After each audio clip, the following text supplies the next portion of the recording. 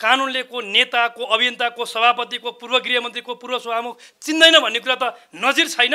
रविजी गृहमन्त्री हुँदा पूर्व गृहमन्त्री, पूर्व सभामुख रविजी मातहतमा रहेको गृह प्रशासनले अनुसन्धानको लागि पक्राउ गरेको हो कि होइन? माओवादीले राजनीति प्रतिशोध भनेर आन्दोलन गर्यो, सायद गरेन भन्ने लाग्छ। हामीले सुनेनौँ, माइतीघर घेरेको सुनेनौँ, शङ्ख बजाएर कहीँ प्रधानमन्त्रीको पुतला दहन गरेको सुनेनौँ। नेपाली काङ्ग्रेस आफै सरकारमा थियो। बालकृष्ण हाट नेपाली काङ्ग्रेसको सिनियर नेता, काङ्ग्रेसभित्रको एउटा भविष्य भनेर बाहिर पनि चर्चा चलेको व्यक्तित्व हो। एउटा अनुसन्धानको प्रक्रियामा प्रहरीले गिरफ्तार गर्यो। नेपाली काङ्ग्रेस सरकारमा थियो। खोइ नेपाली काङ्ग्रेसले देशव्यापी आन्दोलन गरेको मैले सुनिनँ, देखिनँ। देशको सम्मानित व्यक्ति, राष्ट्रको प्रधानमन्त्रीको पुतला बोकेर यस प्रकारको घाटसम्म शङ्ख बजाउँदै योभन्दा ठुलो मजाक, योभन्दा ठुलो चाहिँ अशिष्ट, असामाजिक, अमानवीय केही कुरा हुन्छ? प्रचण्डज्यूले हिजो भन्दै हुनुहुन्थ्यो, अब हामी सिंहदरबार र बालुटार घेर्छौँ भन्दै हुनुहुन्थ्यो। यसो भनिहाल्न परेन। 100 दिन भयो प्रधानमन्त्री छोड्नु भएको। तपाईँले हिजो गरेको फोहोरहरू सफा गर्दैमा हाम्रो 100 दिन बित्यो। यो 100 दिन त वास्तवमा उहाँले गरेको फोहोर सफा गर्दैमा बित्यो। लोकतन्त्रमा सत्ता पक्षलाई प्रतिपक्षले जहिले पनि खबरदारी गर्नुपर्छ, तर सरकारबाट बाहिर हट्ने बित्तिकै पानी बिनाको माछा जस्तो छटपटाएर जुन ढङ्गबाट के यो देशमा राजसभाका साथीहरूलाई छुट्टै कानुन, अरूलाई छुट्टै भन्न मिल्छ? त्यसका कानुन सबैका लागि बराबर हो। जहाँसम्म सत्ता पक्षलाई बचाउन खोज्यो आफ्ना छानी, कानुनले तपाईँ र मेरो छलफलले होइन नि, तपाईँको र मेरो छलफलले को अपराधी हो होइन भन्न मिल्छ? फलानलाई किन नसमा, फलानलाई किन नसमा, रविजीले त समाउनु भयो भन्नुहुन्छ। राजसभाका सभापतिलाई समाइयो, त्यसपछि एकजना काङ्ग्रेसको पनि समाइदिनु पर्ने, एकजना माओवादीको पनि समाइदिनु पर्ने, एकजना एमालेको पनि समाइदिनु पर्ने भन्ने हुन्छ। रविजीलाई हिजो हामीले बचाउन खोजेको, उहाँलाई निर्दोष तपाईँले कहीँ कतै पनि हो रविजीको नाममा छानबिन गर्न पर्दैन हामीले भनेको हिजो, हामी आज पनि त्यसमा अडानमा ठिक छौँ। रविजीका नाममा छानबिन गर्नुपर्छ भनेको कुरा त्यो संसद जस्तो एउटा ठुलो संस्थाले एउटा व्यक्ति सांसदका बारेमा छानबिन गर्ने कुरा त्यो राम्रो होइन भनेकै हो। त्यो भनेको प्रति अहिले पनि हामीले गलत गऱ्यौँ भन्दैनौँ। अहिले त के हो भने प्रतिवेदन त बन्यो, संसदले बनाएको छानबिन समितिले जब एउटा प्रतिवेदन निकाल्यो त्यसको आधारमा रविलाई अहिले के कसुरदार भनिसक्यो हो? रविजी अहिले पुरै दोषी भएर सजायको अवस्थामा पुगेको त होइन नि। अहिले अनुसन्धानको प्रक्रिया आरम्भ भयो। रविजी हो उहाँ सांसद, उहाँ पूर्व गृहमन्त्री, वास्तवमा उहाँले त सहज ढङ्गले पूर्व एउटा चाहिँ यति धेरै महत्त्वपूर्ण सार्वजनिक जिम्मेवारीमा रहेको व्यक्तिले अनुसन्धानको प्रक्रियामा, किन राजसभाको ब्यानर त हामीलाई थाहा छ नि, राजसभाले भनेको के हो भने मूलधारका यी राजनीतिहरू पार्टीहरू एमाले, काङ्ग्रेस, माओवादी अरूभन्दा हामी पृथक हौँ यही भन्नुभएको होइन? अस्तिको उहाँहरूको चाहिँ 21 सिट प्राप्त गरेको यही ब्यानरले होइन?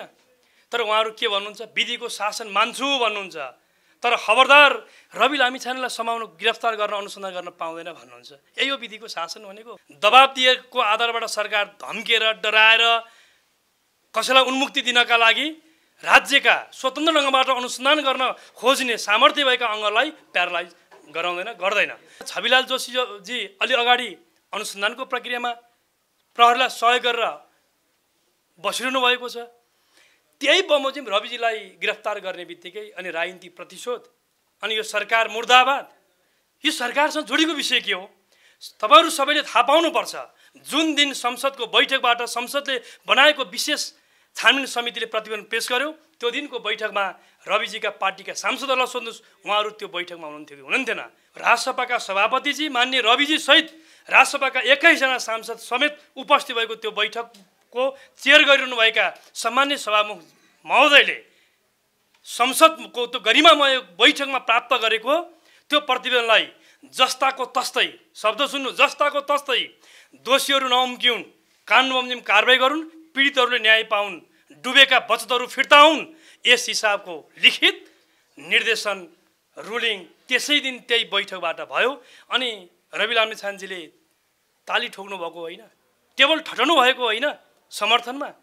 त्यही प्रतिवेदन कानुन गर्नका लागि छविलाल जोशीजी अनुसन्धानको प्रक्रियामा हुँदाखेरि त्यो राजनीतिक पूर्वाग्रह भएन। अनि अहिलेको विषय राजनीतिक प्रभाव कसरी भयो? विद्युत महसुलको बकौता भुक्तानीको कुरा छ, लाइन काटाकाटको कुरा छ। विद्युत प्राधिकरण भनेको सरकारकै एउटा एजेन्सी हो, त्यो सरकार हो नि। एउटा व्यवसायीहरूले सरकारसँग सोध्यो, सरकारसँग माग गर्यो, हामीले प्रयोग गरेको बिजुलीको चाहिँ महसुल त्यसको प्रमाण देऊ भन्दै गर्दा त्यो के हो त्यसका बारेमा बुझेर अगाडि बढ भन्ने त्यो राज्यको दायित्व हो। तर राज्यका अङ्गहरूले सरकारसँग समन्वय गरेर नै काम गर्नुपर्छ। व्यवसायीहरू पनि नेपाली हुन्, यही देशमा कर तिरेर यही देशका नागरिकलाई रोजगारी दिएर उहाँहरू काम गरिरहेका अवस्थामा उहाँहरूलाई निरुत्साहित होइन, आरोपित होइन, अपराधी जस्तो गरेर होइन, सहकार र समन्वय गरेर अगाडि बढ्नु यसमा उपयुक्त हुन्छ। र एक शब्दमा भन्दा प्रयोग गरेका बिजुलीको पैसा नतिर्ने भन्ने कुरा कसैलाई छुट हुन सक्दैन। कसैले पनि त्यसमा उन्मुक्ति दिनुपर्छ, न सरकारले भन्छ न अरू कसैले भन्छ। यो सडकको मसलाको विषय नै होइन। उनीहरूले मागिरहेको छ भने विद्युत प्राधिकरणले प्रमाण दियोस्, उसले बिजुली प्रयोग गरे बापतको महसुल तिर्दिन भन्न पाउँदैन, तिर्नुपर्छ। यो कानुनी व्यवस्था हो, यसमा उहाँहरूले त्यसमा अटेर गर्न पाउने कुरा छैन। यसमा विद्युत काटेर उत्पादनलाई चाहिँ ठप्प गराएर भन्दा पनि समन्वय सहजीकरण गरेरै जाँदा उपयुक्त हुन्छ भन्ने कुरा यति भन्न चाहन्छु। वास्तवमा भन्ने हो भने यो सरकार रनवेमा छ, पुरा प्यासेन्जरहरू राखेर ककपिटमा पाइलटहरू बसेर अब टेकअफको अवस्थामा छ। वास्तवमा भन्ने हो भने यो सरकार रनवेमा छ, पुरा प्यासेन्जरहरू राखेर ककपिटमा पाइलटहरू बसेर अब टेकअफको अवस्थामा छ। यो देशको पूर्व प्रधानमन्त्रीले मुलुकलाई बङ्गलादेशसँग जोड्नुभयो, जबकि देशको पूर्व प्रधानमन्त्री एकपटक होइन पटक पटक काङ्ग्रेस वा एमालेकै साथ समर्थनबाट भएको प्रधानमन्त्रीले यस प्रकारले सन्देश सम्प्रेषण गर्ने कुराले आम नागरिकहरूमा पनि यसबीचमा नकारात्मक कुराको सन्देश सम्प्रेषण हुने, नकारात्मक कुराको बढ्ता मार्केटिङ हुने परिस्थिति भयो। यो दुःखद हो। अहिले सरकारले 100 दिन बिताएको छ। संसदका दुई ठुला दलहरू नेकपा एमालेको नेतृत्वमा काङ्ग्रेस सहितको सरकार बनेको छ। सरकारले 100 दिन पार गरेको अवसरमा सरकारको तर्फबाट भएका काम प्रक्रियाहरूका सन्दर्भमा सामान्य प्रधानमन्त्री ज्यू मार्फत देशवासीलाई सम्बोधन गर्दै विषयवस्तुहरू सार्वजनिक भइसकेको छ। यहाँका लोकप्रिय मिडियाहरू मार्फत पनि प्रस्तुत भएको सरकारको तर्फबाट प्रस्तुत भएको विषयवस्तुहरूलाई यहाँका लोकप्रिय मिडियाहरू मार्फत पनि प्रसारण वा प्रकाशन भइसकेको अवस्था छ। तथापि पनि यसबीचमा सरकारले आम रूपमा भन्दा के गर्यो त भन्दा पहिलो नम्बर 1 संसदका दुई ठुला दलहरू नेपाली काङ्ग्रेस र एमालेको सरकार बन्ने बित्तिकै सिङ्गो देशमा अब यो देशप्रति एउटा आशा जागेको अवस्था वा सरकारले अब केही गर्न सक्छ भन्ने एक प्रकारको मनोविज्ञानको विकास भएको अवस्था र मुलुकमा अब एउटा विकास समृद्धि सुशासन र सामाजिक न्यायको पथमा एउटा स्थिर सरकार बनेपछि स्थिरताको सम्वर्धन र प्रवर्धन गर्दै विकास समृद्धि सुशासन र सामाजिक न्यायको केन्द्रीय कार्यभार पुरा गर्ने पथमा अब सरकार हिँड्न सक्छ भन्ने एउटा जनविश्वास विकास भयो। सबैभन्दा महत्त्वपूर्ण उपलब्धि भनेकै नागरिकहरूमा अब सरकारले केही गर्न सक्छ, देशमा केही हुन सक्छ भन्ने एक प्रकारको मनोविज्ञानको विकास नै त्यो एउटा असाध्यै यो सरकारको एउटा सरकार निर्माणसँग जोडिएको एउटा सकारात्मक प्रसङ्ग हो। अहिले कर्मचारीहरूको मनोविज्ञान निर्णयतर्फ अग्रसरता हुने गरी काम गर्ने आत्मबलको विकास भएको छ। राज्य मातहतका सबै इन्स्टिट्युसनहरूले निष्पक्ष ढङ्गबाट बिना रोकटोक कसैको दर प्रभाव कर्कापट होइन, विद्यमान शासकीय प्रबन्धहरू कानुनी प्रबन्धहरू र संविधान बमोजिम काम गर्न सकिने त्यस प्रकारको स्फूर्त ढङ्गले राज्यका एजेन्सीहरूले काम गर्ने परिस्थितिहरूको विकास भएको छ। यो अर्को महत्त्वपूर्ण उपलब्धि हो। अर्को महत्त्वपूर्ण काम भनेको यो 100 दिनका बिचमा हामी सबैलाई थाहा छ यो देशमा 52 देखि 62 सम्म यो मुलुकमा सशस्त्र युद्ध यो देशमा आरम्भ भयो। त्यससँग जोडिएका कयौं मानवाधिकारका गम्भीर उल्लङ्घन र मानवाधिकार उल्लङ्घनका घटनाका पीडितहरूले न्याय पाएको अवस्था 18 वर्ष बित्दासम्म भएन। पीडकहरूले उन्मुक्ति पाउने, पीडितले रोएर बस्न पर्ने जे परिस्थिति थियो यो सरकार निर्माण सँगसँगै टीआरसीसँग सम्बन्धित विधेयक पारित गरेर त्यससँग सम्बन्धित आयोगहरू निर्माणको लागि सर्च कमिटी निर्माणको प्रक्रियाबाट अहिले मुलुक सरकार अगाडि बढिसकेको छ। यस अर्थमा यो देशको 18 वर्षदेखि बाँकी रहेको शान्ति प्रक्रियालाई निष्कर्षमा पुर्याउनका लागि सरकारले त्यससँग सम्बन्धित ऐन पारित गरेर त्यससँग आवश्यक भएका संरचनाहरूलाई निर्माण गर्दै अगाडि बढेको अवस्था यो अर्को महत्त्वपूर्ण र सकारात्मक कुरा हो। अर्को महत्त्वपूर्ण कुरा भनेको अघिल्लो सरकारले अघिल्लो पटकको सरकारको तर्फबाट बाँकी रहँदै आएका केही बक्यौताहरू छन्। जस्तो उहु किसानका कयौँ बक्यौताहरू बाँकी थिए, ती बक्यौताहरू तिर्ने काम सरकारले 100 दिनको बिचमा भएको छ। 30 लाखभन्दा बढी दुध किसानहरूको मूल्य भुक्तानी गर्न पर्नेमा 15 लाख किसानहरूको दुधको मूल्य भुक्तानी भएको छ। झन्डै 62-65 अर्ब निर्माण व्यवसायहरूलाई राज्यले तिर्नुपर्ने भुक्तानी गर्नुपर्ने बाँकी बक्यौताहरू थिए।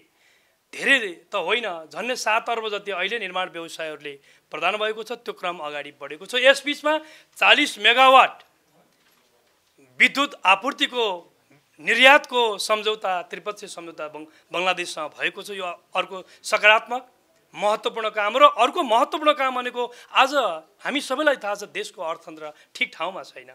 देशको अर्थतन्त्र बरालिएको थियो, ट्र्याकभन्दा बाहिर गएको थियो, मुलुक असामान्य परिस्थितिमा गएको थियो। त्यसै कारणले गर्दा संसदका दुई ठुला दलहरू, हामीलाई थाहा छ नेकपा एमाले र नेपाली काङ्ग्रेस 84 सालको आम निर्वाचनमा गठबन्धन गर्दैन। हामी घोषित रूपमा प्रतिस्पर्धी हौँ। घोषित रूपमा प्रतिस्पर्धी भएको यी दलहरू, संसदका दुई ठुला दलहरू, यो मुलुकको असामान्य परिस्थितिका कारणले गर्दा, मुलुकमा निराशाहरू बढ्दै गएका कारणले गर्दा, सरकारप्रति आक्रोशहरू नागरिकहरूमा बढ्दै गएका कारणले गर्दा यो असामान्य परिस्थितिमा सम्हाल्न पर्छ, मुलुकलाई ट्र्याकमा लिकमा ल्याउनुपर्छ, बरालीको अर्थतन्त्रलाई लयमा ल्याउनुपर्छ भन्ने उद्देश्यकै आधारबाटै यो सरकार त्यस भावबाट निर्देशित भएर बनेको सरकार भएको कारणले गर्दा बिग्रेको अर्थतन्त्र कहाँनिर छ, कुन अवस्थामा आजको अर्थतन्त्र हो त? बिग्रियो भन्यौँ, लयमा छैन भन्यौँ, त्यसकारण यसलाई सुधार्न के गर्नुपर्छ? त्यसकारण विज्ञहरूको एउटा उच्च स्तरीय अर्थतन्त्र सुधार सुझाव आयोग निर्माण गर्ने, सैद्धान्तिक रूपमा कानुन रूपमा पनि यसका प्रबन्धहरू कसरी लैजाने, संरचनागत सुधारहरू कसरी गर्नुपर्छ, यो पाटोमा पनि सरकारले निर्णय गरेको छ आयोग बनाउने। यो 100 दिनको बिचमा भएको छ। अर्को महत्त्वपूर्ण कुरा भनेको 10 लाखभन्दा बढी यो देशका भूमिहीन सुकुम्बासीहरूले जग्गा धनी पूर्जा पाउन सकेको छैन। त्यो अव्यवस्थित बसोबासीहरू, सुकुम्बासीहरू, दलितहरू, भूमिहीनहरूलाई धनी पूर्जा वितरणको प्रक्रियालाई शीघ्र प्रक्रिया अगाडि बढाउने गरी यो काम विगतमा पनि आयोगहरू थिए, तर ती आयोगहरूले यो कामलाई सम्पन्न गर्नका लागि सकिरहेको थिएन। अब बन्ने आयोग सरकारले कार्यादेश मापदण्ड निर्माण गरेको छ। त्यसमा पनि अब तत्काल आयोगहरू बन्छन्। यो आयोग नेपालमा अब यो अन्तिम आयोग हुनेछ। 20औं आयोगहरू भूमिहीनहरूको लागि जग्गा धनी पूर्जा वितरण गर्नका लागि बने। अब यो आयोग अन्तिम आयोग हुनेछ जसले अव्यवस्थित बसोबासीहरूको पहिचान गर्नेछ, सुकुम्बासीहरूको पहिचान गर्नेछ, तिनलाई धनी पूर्जा वितरणको काम सुनिश्चित गर्नेछ। यस लयबाट अहिलेको सरकार अगाडि बढेको छ। आम रूपमा 100 दिन आफैमा सरकारको मूल्याङ्कन गर्ने पर्याप्त दिन होइन, पर्याप्त समय होइन। हामी अहिले वास्तवमा भन्ने हो भने यो सरकार रनवेमा छ, पुरा प्यासेन्जरहरू राखेर ककपिटमा पाइलटहरू बसेर अब टेकअफको अवस्थामा छ। जब जहाज टेकअफ नभइकन माथिबाट के दृश्य कहाँ कसो देखियो, कहाँ होचो, कहाँ अग्लो भन्न सकिँदैन, किनभने हामी रनवेमा छौँ। 100 दिन भनेको सरकार रनवेमै रहेको अवस्था। हामी जस्ट टेकअफको फेजमा छौँ। सरकारले अब गियर बदल्छ, टेकअफ लिन्छ। त्यसपछि 84मा टेकअफ गर्दै गर्दाखेरि ककपिटमा रहेका 2 जना पाइलट, सामान्य प्रधानमन्त्री केपी शर्मा ओलीज्यूले जहाजको टेकअफ गर्दै गर्दा 84 सालमा त्यसको ल्यान्डिङ नेपाली काङ्ग्रेसका सभापति मान्ने पूर्व प्रधानमन्त्री शेरबहादुर देउवाज्यूले ल्यान्डिङ गर्नुहुनेछ। यसरी यो बीचमा सरकारले के गर्यो, अरू प्रक्रियाहरू, अरू छलफलहरू यहाँहरूका बीचमा कसरी अगाडि बढिरहेको छ, हामी यस बीचमा तपाईँहरूसँग फेरि पनि जोडिन्छौँ। यस सन्दर्भमा सरकार यसरी काम गर्दै गर्दा यो वास्तवमा यो देशको एउटा संसदीय परम्परा, संसदीय लोकतन्त्रमा सामान्यतया सरकार निर्माण भएको 100 दिन विपक्षीहरूले प्रतीक्षा गर्ने त्यो सामान्य चलन हो। तर नेपालमा यो विश्वका कुनै पनि संसदीय मुलुकमा, संसदीय व्यवस्था भएको संसदीय लोकतन्त्र भएका मुलुकमा तपाईँ हेर्नुभयो भने सरकारले के गर्यो, कसो गर्यो भन्ने चिजसँग जोडिएर विपक्षी दलले आन्दोलन गरेको, अवरोध गरेको, असहयोग गरेको त्यो हामी कम पाउँछौँ बाहिर। तर नेपालमा हामी सबैलाई थाहा छ नि, 2079 सालमा निर्वाचन भयो। निर्वाचन भएपछि पौष 10 गते पूर्व प्रधानमन्त्री प्रचण्डज्यूको नेतृत्वमा सरकार बन्यो। गठबन्धन काङ्ग्रेससँग थियो, चुनाव काङ्ग्रेससँग मिलेर लड्नुभएको थियो, सरकार एमालेसँग मिलेर बनाउनु भयो। एमालेको काँधबाट प्रचण्डज्यू सरकारका प्रधानमन्त्री हुनुभयो। यसबीचमा गएको असार 30 गतेसम्म पहिला एमालेको काँधबाट प्रधानमन्त्री बन्नुभयो, त्यसपछि केही समयपछि एमालेको काँध फेरेर काङ्ग्रेसको काँध चढ्नुभयो, प्रधानमन्त्री बन्नुभयो। अलि पछाडि काङ्ग्रेसको काँध पनि उहाँलाई भारी भयो, त्यसपछि एमालेको काँध चढ्नुभयो। क्रमशः उहाँ अस्तिको असार 30 गतेसम्म आउनुभयो। जो 18 महिना त कहिले काङ्ग्रेसलाई प्रयोग गरेर, कहिले एमालेलाई प्रयोग गरेर हाम्रा काँधहरू चढेर प्रधानमन्त्री बनेको यथार्थ हो नि। जब उहाँ हामीले भन्यौँ यो मुलुकमा चाहे 46 भन्दा अगाडि हामीले पञ्चायती शासन व्यवस्था ठालेर प्रजातन्त्र निर्माण गर्ने बेलामा काङ्ग्रेस कम्युनिस्टहरू मिलेरै यो देशमा प्रजातन्त्र आएको हो, बहुदलीय व्यवस्था आएको हो।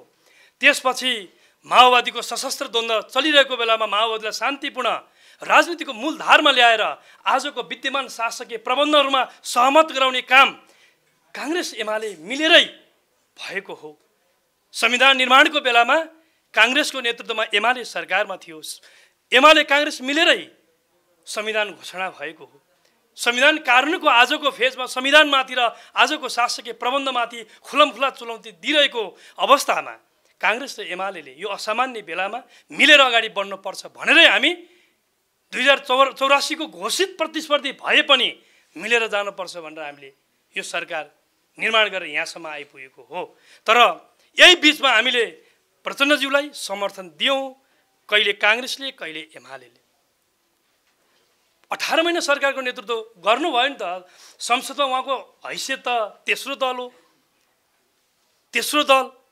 तर उहाँले जब सरकारबाट बिदा हुँदै प्रधानमन्त्रीको कुर्सीबाट ओर्लिँदै हुनुहुन्थ्यो, त्यसपछि भोलिपल्टदेखि 100 दिन त कुर्न परै जाओस्, उहाँले डे फर्स्टदेखि सरकारका विरुद्धमा उहाँले आन्दोलनको चाहिँ जिहाद छेड्नुभयो, मसाल बोक्नुभयो। यही बिचमा उहाँले कयौँ मुलुकलाई, यो देशको पूर्व प्रधानमन्त्रीले मुलुकलाई बङ्गलादेशसँग जोड्नुभयो। जबकि देशको पूर्व प्रधानमन्त्री एकपटक होइन पटक पटक काङ्ग्रेस वा एमालेकै साथ समर्थनबाट भएको प्रधानमन्त्रीले यस प्रकारले सन्देश सम्प्रेषण गर्ने कुराले आम नागरिकहरूमा पनि यसबीचमा नकारात्मक कुराको सन्देश सम्प्रेषण हुने, नकारात्मक कुराको बढ्ता मार्केटिङ हुने परिस्थिति भयो। यो दुःखद हो। लोकतन्त्रमा सत्ता पक्षलाई प्रतिपक्षले जहिले पनि खबरदारी गर्नुपर्छ। संविधान र कानुन बमोजिम प्रतिपक्षले सरकारलाई खबरदारी गर्नुपर्छ, अनि मात्र लोकतन्त्र समृद्ध हुन्छ। तर सरकारबाट बाहिर हट्ने बित्तिकै पानी बिनाको माछा जस्तो छटपटाएर जुन ढङ्गबाट आन्दोलनको चाहिँ योजना बनाउने, आन्दोलन गर्ने, जे देशलाई बङ्गलादेश बनाइदिन्छु बन्छ भनेर चाहिँ जे खालको हेट स्पिचहरू दिने कुरा भए, यी कुरा दुःखद कुरा हुन्। यस्तो कुरा लोकतन्त्रमा, संसदीय व्यवस्थामा प्रमुख प्रतिपक्ष वा प्रतिपक्षसँग अपेक्षा गरिँदैन। अस्ति तपाईँलाई थाहा छ यो देशमा विपद आयो। विपदको बेलामा सरकार विपद सामना गर्नका लागि आफूसँग जे स्रोत साधन छ त्यसलाई अधिकतम परिचालन गरेर तत्काल राहत उद्धारमा सरकार जुट्यो। 391 मानिसहरूको निधन भयो, 2555 भन्दा बढी घरहरू ड्यामेज भए। ती सबैका लागि राहतका लागि सरकारले तत्काल आफ्नो तहबाट व्यवस्थापन गर्यो। मृतक 391 परिवारलाई तत्काल 2 लाखको दरले क्षतिपूर्ति राहत पठायो। तत्काल देशको सरकारले आफ्नो तर्फबाट गर्नुपर्ने कामहरू गर्यो।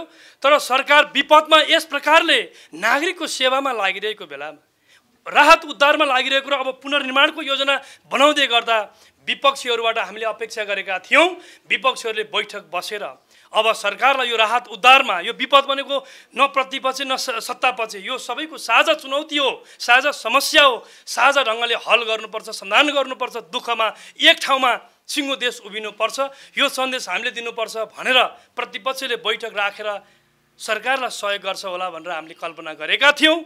सरकार यो विपदमा पुनर्निर्माण र राहत उद्धारमा हटिरहेको बेलामा विपक्षीहरूले बैठक त बोलाउनु भयो, बैठक त बस्नुभयो, तर पछाडिबाट सरकारलाई ढेल्ने, पछाडिबाट सरकारलाई घोचेट्ने यो कुरा शोभनीय भएन। लोकतन्त्रमा आजको संसदको गणितको यथार्थताले सरकार त आतेजाते चलिरहन्छ। हेर्नुहोस्, सरकार अस्थायी कुरा हो, तर हामीले उठाएका मुद्दा, हाम्रा संस्कृति, हाम्रा मूल्य मान्यताहरू हामीले जनता र देशलाई केन्द्रमा राखेर कसरी गरिरहेका छौँ भन्ने कुरा भोलि जवाफ दिन सकिने गरी ती व्यवहारहरू प्रदर्शन गर्नु उपयुक्त हुन्छ। त्यस प्रकारको रचनात्मक सृजनात्मक सुझाव, खबरदारी वा प्रश्नको अपेक्षा सरकारले प्रतिपक्ष वा विपक्षीहरूबाट गर्छ र विपक्षी तलबाट हुने यस प्रकारको खबरदारीलाई सरकारले स्वीकार गर्नुपर्छ, स्वागत गर्नुपर्छ। सरकार यस प्रकारले स्वागत र स्वीकार संविधान र कानुन बमोजिमका खबरदारी निस्वार्थ भावबाट देश र जनताको हितसँग जोडिएर उठाएका आम विषयहरू म खुलमखुला तपाईँहरूलाई भन्न चाहन्छु। यी तमाम विषयहरूमा प्रतिपक्षले दिएका सुझाव, उहाँहरूका खबरदारी, प्रश्नहरूलाई सरकारले ग्रहण गर्छ। त्यस बमोजिम आफूलाई कतिपय हिसाबले व्यवस्थित ढङ्गले अगाडि बढाउन पर्ने ठाउँमा सरकारले त्यस बमोजिम काम गर्छ। अर्को प्रसङ्ग यहाँले ल्याउनु भयो, विद्युतको बकौताको प्रसङ्ग पनि ल्याउनु भयो। यो राज्य सबै व्यापार व्यवसायीहरूलाई हामीले उनीहरूलाई काम गर्ने वातावरण बनाउनुपर्छ। यो देशमा कतिपय सन्दर्भमा कहिलेकाहीँ प्रश्नहरू उठ्ने गर्छन्। नेपालको समग्र प्रशासनिक वा कानुनी प्रबन्धहरू व्यवसायीहरू मैत्री वा लगानी मैत्री भएनन् भन्ने गुनासो पनि आउँछ। हामीले रोजगारी बढाउनु पर्छ भन्दै गर्दा एफडीआई वैदेशिक लगानी वृद्धि गर्न पर्ने होला, देशभित्रका पुँजी परिचालन गर्न पर्ने होला, राष्ट्रिय पुँजीपतिहरूसँग भएका पुँजीलाई देश निर्माणमा यी उद्योग धन्दा कल कारखानाहरूमा जोड्ने लगाउने कुरा होला। त्यो पाटो त राज्यले वातावरण त बनाउनु पर्छ नि। त्यो पक्षमा हामीले फराकिलो ढङ्गबाट एक प्रकारले बहस गर्न पर्ने एउटा सन्दर्भ छ। तर जहाँसम्म अहिले विद्युत महसुलको बकौता भुक्तानीको कुरा छ, लाइन काटाकाटको कुरा छ, यो प्रसङ्ग सरकारले एकदम प्रष्ट ढङ्गले, यसमा कुनै दुईटा अरू कसैले पनि राजनीति गर्न जरुरी छैन। कर्मचारीले पनि राज्यको आदेशहरूलाई, निर्देशनहरूलाई ग्रहण गर्नुपर्छ, बुझ्नुपर्छ। र अर्को तर्फ उद्योग व्यवसायहरूले उठाइरहेका जिज्ञासाहरू के हो त, ती सन्दर्भमा पनि सम्बन्धित संस्थाले त्यसका बारेमा पनि हल गर्नुपर्छ। उहाँहरूले विद्युतको महसुल प्रयोगको प्रमाण खोजिरहँदाखेरि त्यो बारेमा के हो भन्ने कुरा, दायित्व बुझ्ने के हो भन्ने कुरा, किनभने विद्युत प्राधिकरण भनेको सरकारकै एउटा एजेन्सी हो, त्यो सरकार हो नि। एउटा व्यवसायीहरूले सरकारसँग सोध्यो, सरकारसँग माग गर्यो, हामीले प्रयोग गरेको बिजुलीको चाहिँ महसुल त्यसको प्रमाण देऊ भन्दै गर्दा त्यो के हो त्यसका बारेमा बुझेर अगाडि बढ भन्ने त्यो राज्यको दायित्व हो। तर राज्यका अङ्गहरूले सरकारसँग समन्वय गरेर नै काम गर्नुपर्छ। व्यवसायीहरू पनि नेपाली हुन्, यही देशमा कर तिरेर यही देशका नागरिकलाई रोजगारी दिएर उहाँहरू काम गरिरहेका अवस्थामा उहाँहरूलाई निरुत्साहित होइन, आरोपित होइन, अपराधी जस्तो गरेर होइन, सहकार र समन्वय गरेर अगाडि बढ्नु यसमा उपयुक्त हुन्छ। र एक शब्दमा भन्दा प्रयोग गरेका बिजुलीको पैसा नतिर्ने भन्ने कुरा कसैलाई छुट हुन सक्दैन। कसैले पनि त्यसमा उन्मुक्ति दिनुपर्छ, न सरकारले भन्छ न अरू कसैले भन्छ। यो सडकको मसलाको विषय नै होइन। सडकको मसलाको विषय आज जबरजस्ती एजेन्डा सबै सकिसकेपछि विद्युत प्राधिकरणलाई ब्यानर बनाएर, त्यहाँका एकजना कोही कर्मचारीलाई ब्यानर बनाएर आन्दोलनको विषय बनाउन जे खोजिँदैछ, यस मार्फत राजनीतिक दाउपेचको जे प्रयत्न गरिँदैछ, यो कुरा राम्रो होइन। यस्तो कुरालाई हामीले ठिक गर्यौँ भनेर भन्न सक्दैनौँ। सारमा लिनुपर्ने बिजुली प्रयोग बापतको महसुल कति हो, प्रमाण उनीहरूले मागिरहेको छ भने विद्युत प्राधिकरणले प्रमाण दियोस्। उसले बिजुली प्रयोग गरे बापतको महसुल तिर्दिन भन्न पाउँदैन, तिर्नुपर्छ। यो कानुनी व्यवस्था हो। यसमा उहाँहरूले त्यसमा अटेर गर्न पाउने कुरा छैन। यसमा विद्युत काटेर उत्पादनलाई चाहिँ ठप्प गराएर भन्दा पनि समन्वय सहजीकरण गरेरै जाँदा उपयुक्त हुन्छ भन्ने कुरा यति भन्न चाहन्छु। अन्तिममा सहकारीको प्रसङ्ग आजको हाम्रो देशको एउटा केन्द्रीय बहसको विषय बन्यो। वास्तवमा यो गम्भीर विषय हो।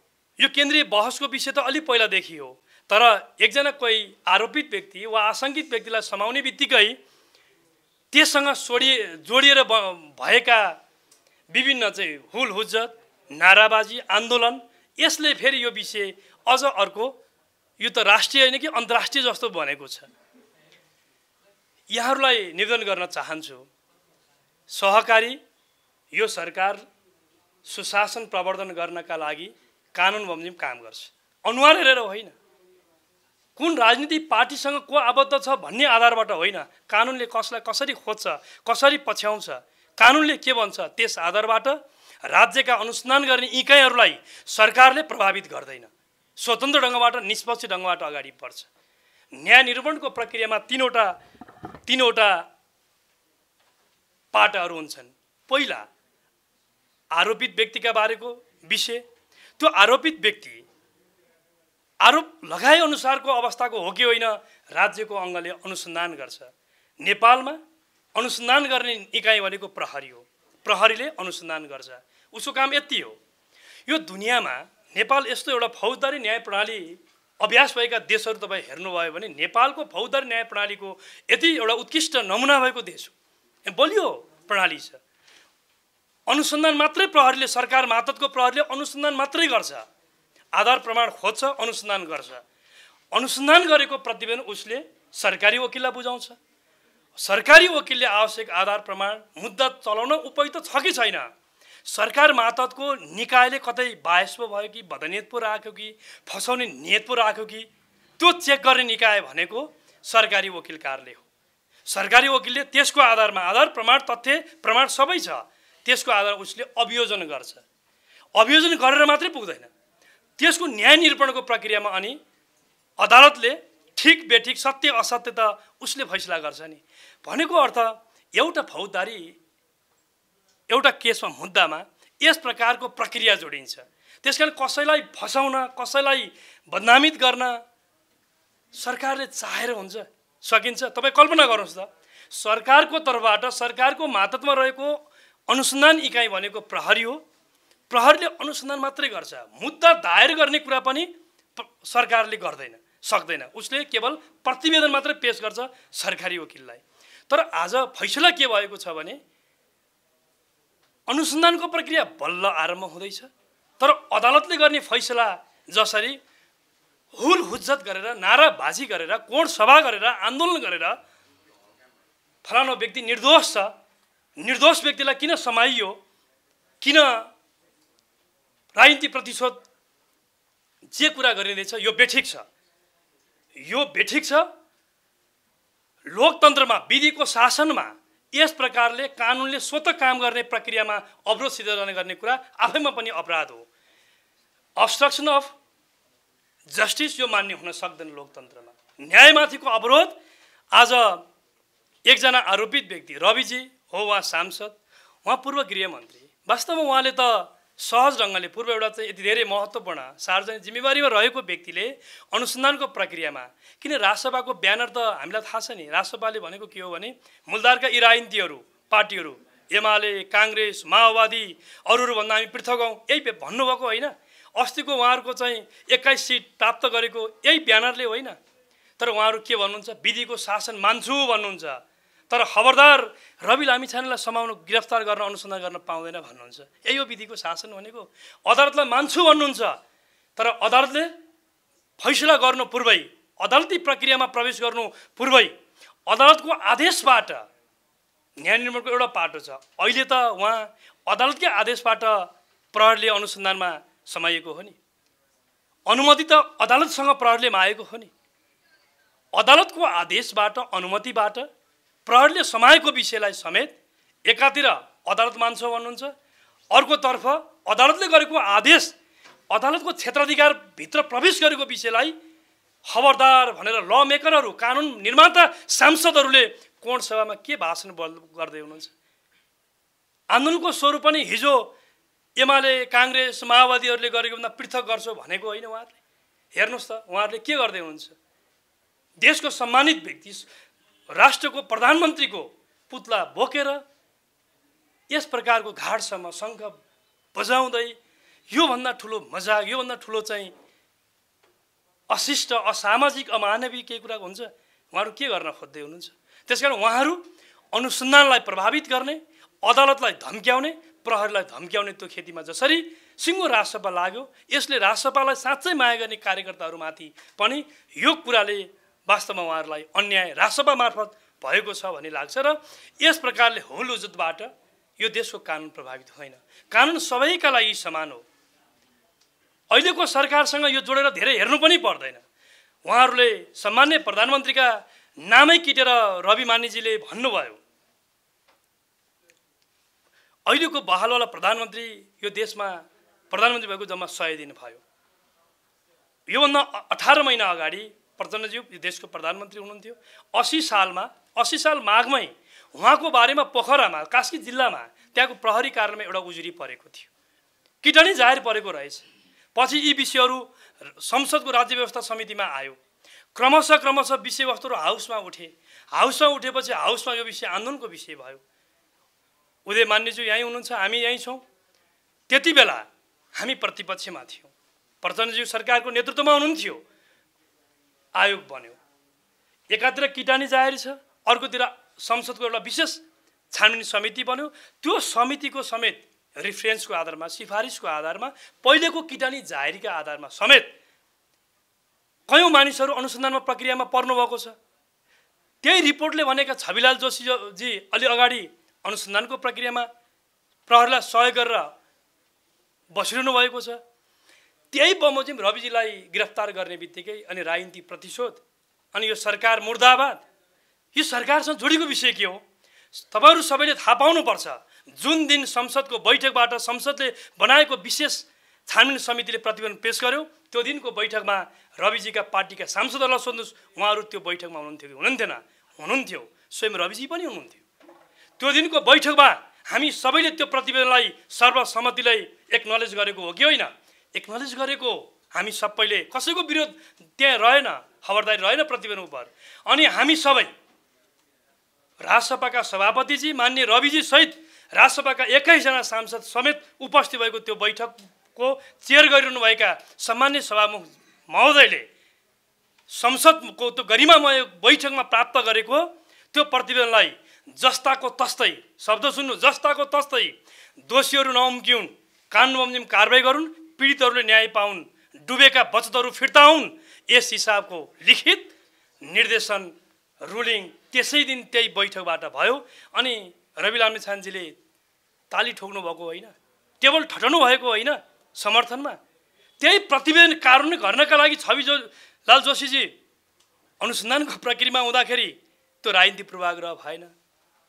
अनि अहिलेको विषय राजनीतिक पूर्वाग्रह कसरी भयो मलाई भनिदिनुहोस्। के यो देशमा राजसभा भए बापत, राजसभाका सांसदहरू भए बापत, वा राजसभा मार्फत सांसद भएर अरू अलिअलि माथिल्लो पद पुगे पनि बापत के कानुनले काम गर्न पाउँदैन भन्ने हो? संविधान र कानुनमा त्यस प्रकारको लेखनी गर्नुपर्छ भन्ने हो? के यो देशमा राजसभाका साथीहरूलाई छुट्टै कानुन, अरूलाई छुट्टै भन्न मिल्छ? त्यसकारण कानुन सबैका लागि बराबर हो। जहाँसम्म सत्ता पक्षलाई बचाउन खोज्यो आफ्ना छानी, यसमा पनि म तपाईँहरूलाई प्रश्न पार्न चाहन्छु। कानुनले तपाईँ र मेरो छलफलले होइन नि, तपाईँको र मेरो छलफलले को अपराधी हो होइन भन्न मिल्छ? फलानलाई किन नसमा, फलानलाई किन नसमा, रविजीले त अर्थात् राजसभाका सभापतिलाई समाइयो, त्यसपछि एकजना काङ्ग्रेसको पनि समाइदिनु पर्ने, एकजना माओवादीको पनि समाइदिनु पर्ने, एकजना एमालेको पनि समाइदिनु पर्ने भन्ने हुन्छ। उहाँहरूको माग यो हो। कानुनले के भन्छ भन्ने कुरा हो कि तपाईँको र मेरो छलफलले के भन्छ भन्ने कुरा हो? सडकमा के नारा निकाल्नुहुन्छ भन्ने आधारबाट हो। आधार र प्रमाण पुगेको, कानुन बमोजिम दोषी देखिएका कोही पनि व्यक्तिलाई यो सरकारले, फेरि पनि भन्न चाहन्छु, राजनीतिक रङका आधारबाट सत्तापक्ष र प्रतिपक्ष भन्ने पनि कहीँ अपराधमा हुन्छ। सत्तापक्ष प्रतिपक्ष भन्ने हुँदैन। कानुनले दोषी देखेका हकमा त्यस बमोजिम यो सरकारले दण्डित गर्छ। दण्डित प्रक्रियामा आफ्नो राज्यका अङ्गहरूलाई परिचालन गर्छ र दोषी हो होइन, निर्दोष हो कि दोषी हो भन्ने कुरा अदालतले निरूपण गर्छ, त्यो सरकारले भन्ने कुरा होइन। त्यसकारण यो प्रक्रियामा सुशासन प्रवर्धनको लागि सरकारले कोही कसैलाई पनि अनुहार हेरेर दबाब दिएको आधारबाट सरकार धम्किएर डराएर कसैलाई उन्मुक्ति दिनका लागि राज्यका स्वतन्त्र ढङ्गबाट अनुसन्धान गर्न खोज्ने सामर्थ्य भएका अङ्गलाई प्यारालाइज गर्दैन। त्यसकारण म फेरि पनि आग्रह गर्न चाहन्छु, यो प्रक्रियामा जसरी अहिले हुल हुज्जत गर्ने काम भएको छ यो बेठिक छ। यो कुनै राजनीतिक प्रतिशोधको आधारबाट यसरी बुझ्नु हुँदैन। यस बीचमा पनि तपाईलाई थाहा छ नि, हिजो स्मरण पनि तपाईहरुलाई यस बीचमा पनि यहाँ छलफल बहसहरुमा यी कुराहरू उठेका छन्। माओवादी हिजो सरकारमा हुँदा प्रचण्ड आफै प्रधानमन्त्री हुँदा उहाँको अत्यन्त नजिकको विश्वासिलो पात्र भनेका कृष्णबहादुर महरा रविजी गृहमन्त्री हुनुहुन्थ्यो। अस्ति पछिल्लो पटक रविजी गृहमन्त्री हुँदा पूर्व गृहमन्त्री पूर्व सभामुख रविजी मातहतमा रहेको गृह प्रशासनले अनुसन्धानको लागि पक्राउ गरेको हो कि होइन? माओवादीले राजनीतिक प्रतिशोध भनेर आन्दोलन गर्यो, सायद गरेन भन्ने लाग्छ। हामीले सुनेनौँ, माइती गरेर घेरेको सुनेनौँ, शङ्ख बजाएर कहीँ प्रधानमन्त्रीको पुतला दहन गरेको सुनेनौँ। नेपाली काङ्ग्रेस आफै सरकारमा थियो। बालकृष्ण हाट नेपाली काङ्ग्रेसको सिनियर नेता, काङ्ग्रेसभित्रको एउटा भविष्य भनेर बाहिर पनि चर्चा चलेको व्यक्तित्व हो। एउटा अनुसन्धानको प्रक्रियामा प्रहरीले गिरफ्तार गर्यो। नेपाली काङ्ग्रेस सरकारमा थियो। खोइ नेपाली काङ्ग्रेसले देशव्यापी आन्दोलन गरेको मैले सुनिनँ, देखिनँ। नेकपा एमालेसँग आबद्ध भएको व्यक्ति पार्टीका सचिव हुनुहुन्थ्यो, सांसद अहिले निलम्बन हुनुहुन्छ टोपबहादुर रायमाझी। सोही प्रकरणमा उहाँ पनि अनुसन्धानको प्रक्रियामा जोडिनु भयो।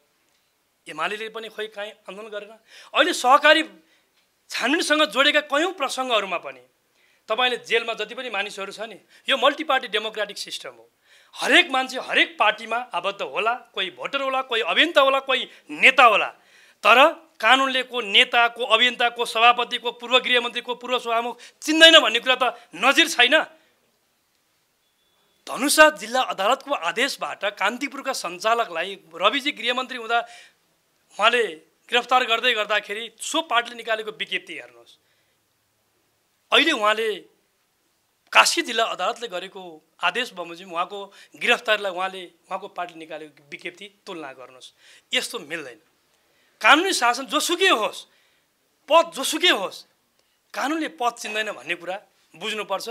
मल्टी पार्टी डेमोक्रेटिक सिस्टममा मान्छेको आस्था मैले फेरि पनि भने अनेक ठाउँमा हुन्छ। जेलमा गएर हेर्नु हो भने तपाईँले अहिले यसो हेर्ने हो भने कि राष्ट्रपा त अस्ति भएर जन्मिया हो, के जेलमा भएका मानिसहरू के सूर्यलाई भोट हालेका छन्, के रुखलाई भोट हालेका छन्, के हँसे हत्रुलाई भोट हालेका धेरै देख्नुहुन्छ नि। माओवादी यो विचार सरकारमा थियो, काङ्ग्रेसै विचार सरकार थियो, एमाले नै विचार सरकार थियो नि। राजनीतिक पूर्वाग्रह हुन्थ्यो भने जेल खाली हुन्थ्यो होला नि त।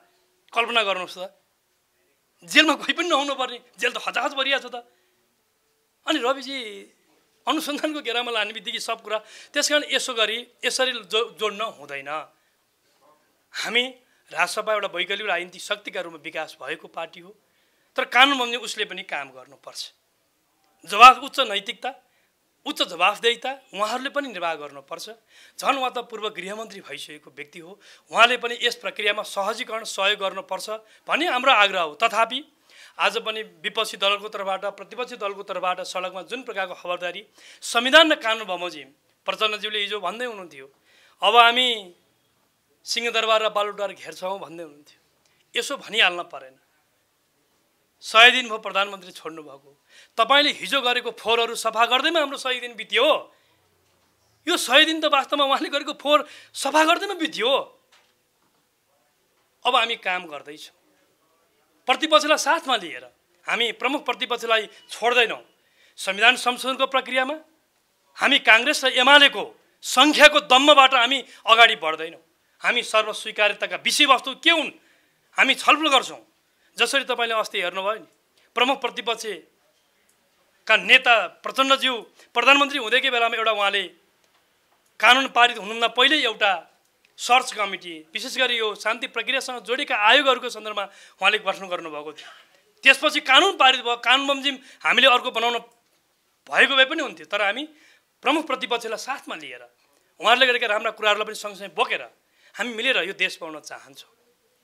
संसदको आजको गणितको यथार्थलाई जे छ यही जगमा मिलेर हामीले नागरिकको अपेक्षाहरू पुरा गर्नुपर्छ। देशमा अहिले एक प्रकारको निराशाहरू बढेको छ। त्यो निराशा बढेको कुरा स्वीकार गर्ने हामी राजनीतिक पार्टीहरूले त्यसमा घिउ तेल गर्न हुँदैन।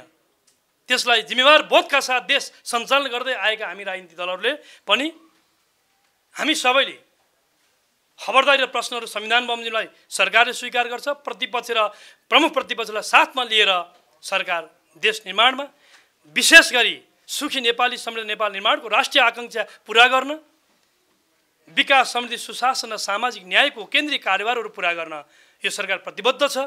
यसका लागि हामीले प्रतिपक्षसँग पनि त्यही प्रकारको सृजनात्मक रचनात्मक सहयोगको अपेक्षा गर्दछौँ र हामी सरकारले त्यस बमोजिम सहकार्य गरेर अगाडि बढ्न। काङ्ग्रेसका त्यति बेला आदरणीय नेता मान्यजी यी हुनुहुन्छ, उहाँहरूको पार्टीले हामी सरकारमा थियौँ, नेपाली काङ्ग्रेस प्रतिपक्षमा थियो। नेपाली काङ्ग्रेसले विभिन्न प्रकरणहरूलाई आधार बनाएर प्रमाणहरू देखाएर उहाँहरूले माग गर्नुभयो। हामीले भन्यौँ गृहमन्त्रीज्यूलाई नेपाली काङ्ग्रेसको तर्फबाट त्यति बेला बोल्ने कुराको पनि सहजता भएन, यहाँहरू सबैलाई थाहा छ।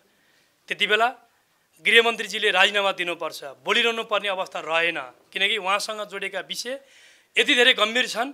त्यस कारणले गर्दा किटानी जाहेरीका आधारबाट पनि उहाँले चाहिँ यो पदमा बसिरहनु कन्फ्लिक्ट अफ इन्ट्रेस्ट हुन्छ, अनुसन्धानको समग्र प्रक्रियाहरूमा बाधा अवरोध हुन्छ। त्यसकारण बोल्ने कुरा पनि जरुरी भएन, उहाँले राजीनामा दिनुपर्छ भनेर माग भयो। नेपाली काङ्ग्रेस संसदको ठुलो दल, प्रमुख प्रतिपक्षी दल, उहाँहरूको तर्फबाट त्यो माग भएपछि 1 महिना हुन्छ हुँदैनमा गयो। हामीले भन्यौँ एउटा व्यक्तिका बारेमा प्रश्न उठेपछि सम्बन्धित व्यक्तिले संसदको रोस्टमबाट मेरो बारेमा लागेको कुरा के हो भन्न पाउनुपर्छ। हामीले भनेको यही हो, भन्न पाउनुपर्छ। भन्न पाइसकेपछि त्यसपछि संसदको अन्य प्रक्रियाहरूमा कसरी अगाडि बढाउने जाउँला। भएको सहमति हो। त्यसपछि नेपाली काङ्ग्रेसले संसदको रोस्टमबाट जब रविजीलाई आफ्नो तर्फबाट बोल्न दिनुभयो, त्यसपछि संसदको विशेष छानबिन समिति बन्यो। विषय त यही हो।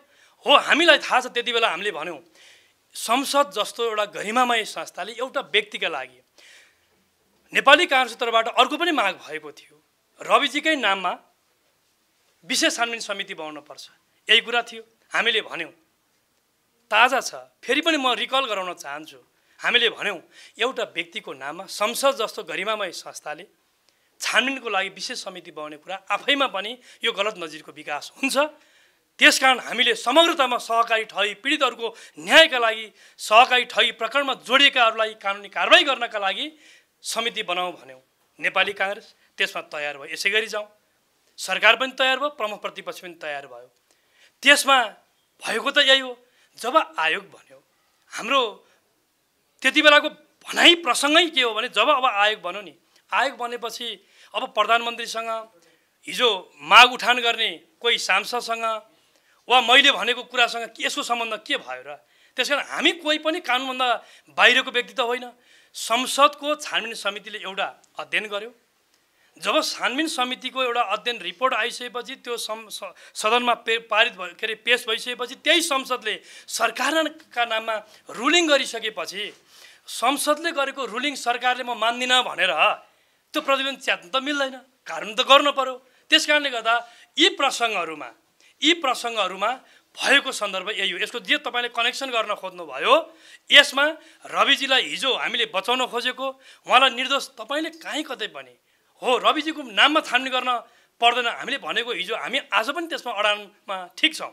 रविजीका नाममा छानबिन गर्नुपर्छ भनेको कुरा त्यो संसद जस्तो एउटा ठुलो संस्थाले एउटा व्यक्ति सांसदका बारेमा छानबिन गर्ने कुरा त्यो राम्रो होइन भनेकै हो।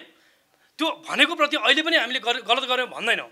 अहिले त के हो भने प्रतिवेदन त बन्यो, संसदले बनाएको छानबिन समितिले जब एउटा प्रतिवेदन निकाल्यो त्यसको आधारमा रविलाई अहिले के कसुरदार भनिसक्यो हो? रविजी अहिले पुरै दोषी भएर सजायको अवस्थामा पुगेको त होइन नि। अहिले अनुसन्धानको प्रक्रिया आरम्भ भयो। त्यो अनुसन्धान भोलि मलाई पनि होला, मसँग जोडिएको कुनै विषय आयो भने तपाईँसँग होला, अर्कोसँग होला। यसको अर्थ के भने कानुनी शासनमा कानुनले खोज्यो भने हामी सबैले सहयोग गर्नुपर्छ भन्ने ठाउँबाट बुझ्नुपर्छ। यसमा मैले यहाँहरूको बिचमा यही कुरा राख्छु।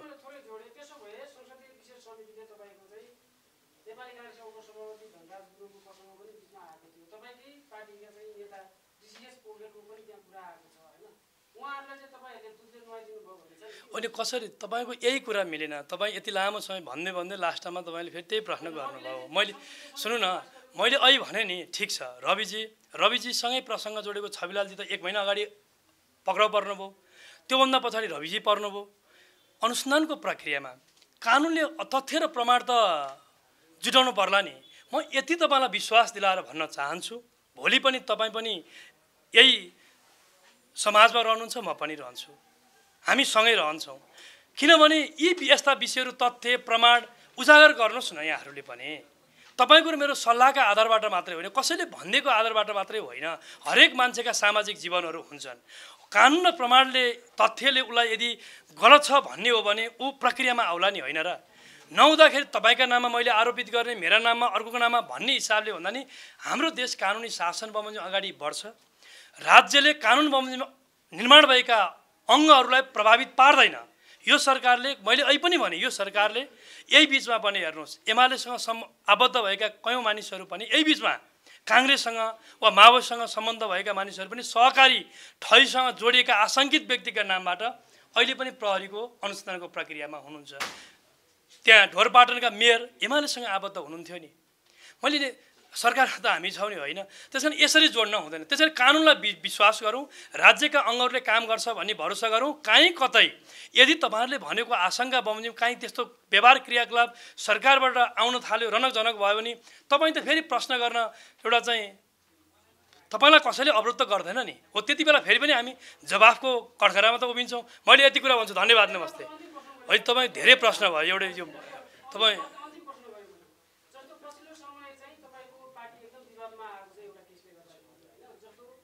यो उहाँले दिएको हो। ठिक छ, धन्यवाद, तपाईँको कुरा बुझ्यो, तपाईँले मलाई ठिक छ, धन्यवाद धन्यवाद धन्यवाद।